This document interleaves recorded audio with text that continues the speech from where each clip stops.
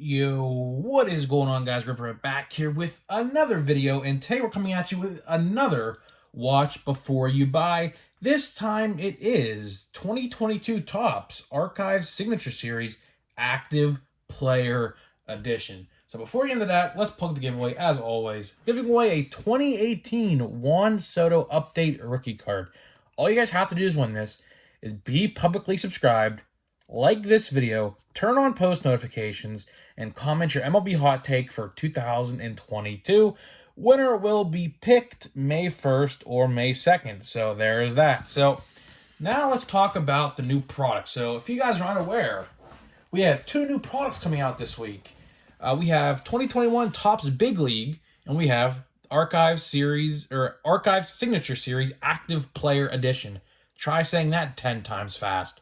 So these are both coming out on April 20th. Well, I hope Big League is coming out April 20th, but this upcoming release I'm talking about is coming out this Wednesday. So let's talk about. There's really not much to talk about here.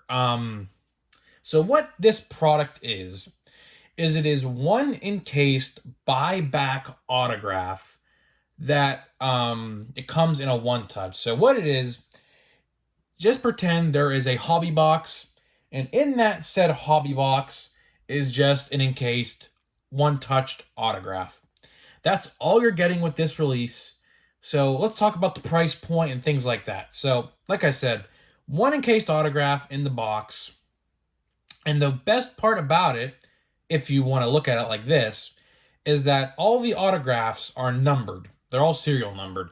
So what will happen is, let's say Juan Soto is in the checklist, which he is.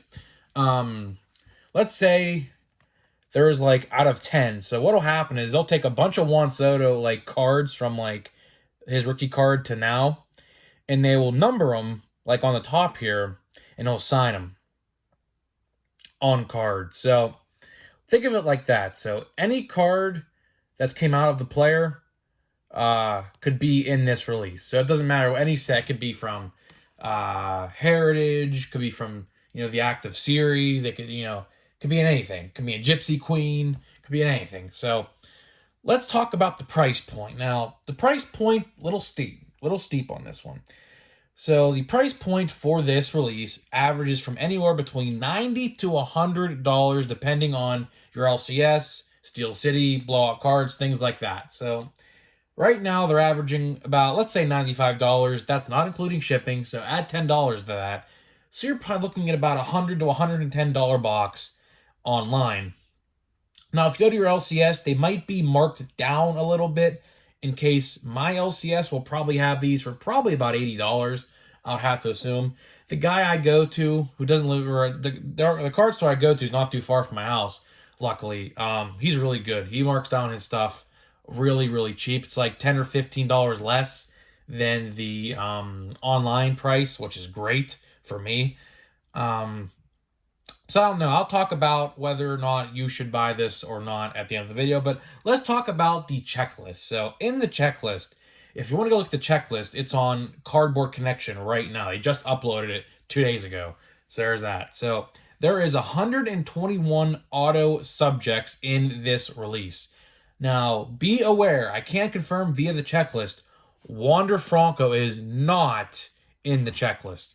So I guess Wander Franco did not make the cut in this release. So there are no 2022 rookies in this release.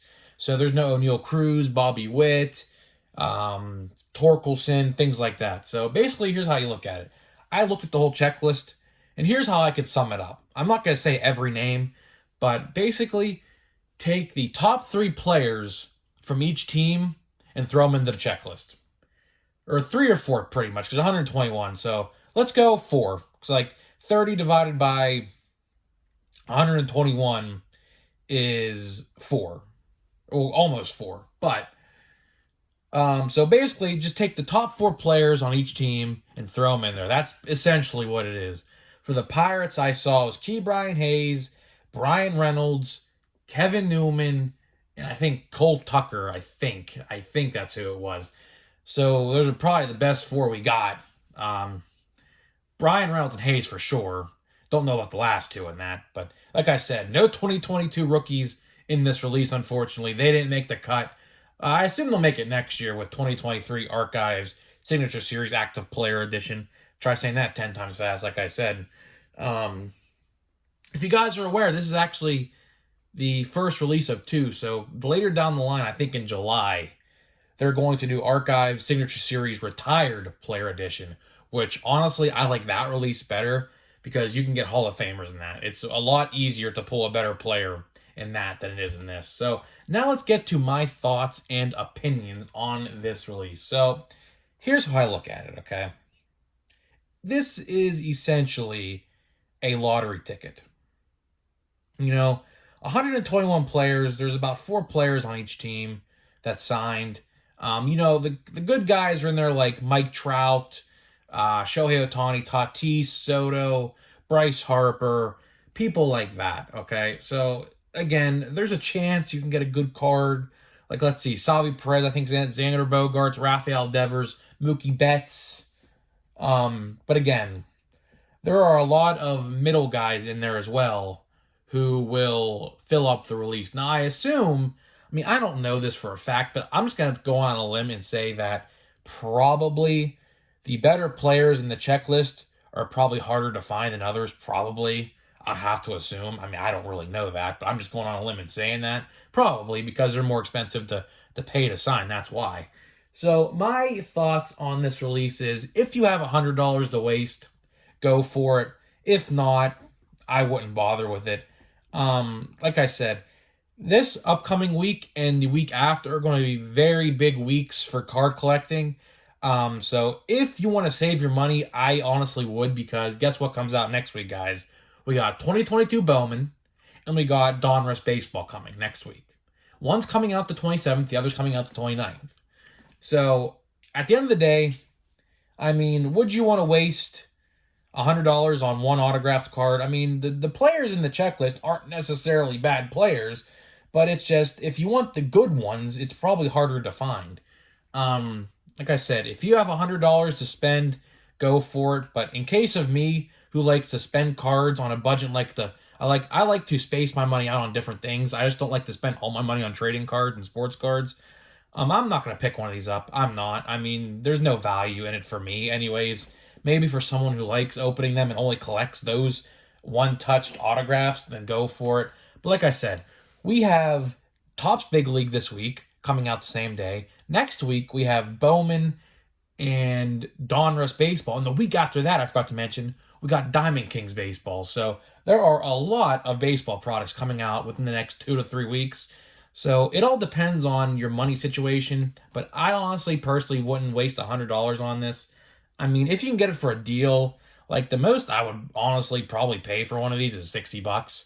$100 for an autographed base card, and they just throw a number on it just to indicate that that player signed, let's say Wander Franco signed, let's say 10 of those. It's not, really, I wouldn't personally spend money on that, but maybe you will. So that is it for this video, guys. I gave you my thoughts and opinions. Let me know what you think of this release.